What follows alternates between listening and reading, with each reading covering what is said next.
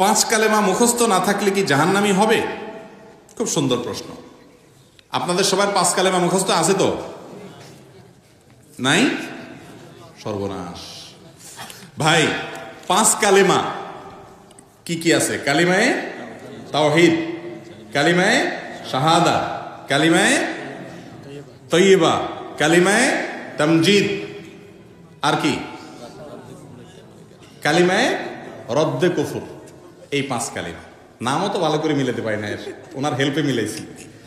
তাহলে বোঝা গেল যে এই পাঁচ কালিমা আলাদা আলাদা মুখস্থ করতে হবে এমন কোনো বিষয় জরুরি না। এই পাঁচ কালিমার বিশেষ করে কালিমায়ে তাওহীদ তামজিদ যা বলতেছে ঘুরে ফিরে একই জিনিস। সেটা কি? আল্লাহর একত্ববাদে বিশ্বাস করা, আল্লাহকে মাবুদ হিসাবে স্বীকৃতি দেওয়া, অন্তরে অন্তঃস্থল থেকে বিশ্বাস করা, এবং রাসূল করিম সাল্লাল্লাহু আলাইহি ওয়াসাল্লামকে আল্লাহর নবী রাসূল হিসাবে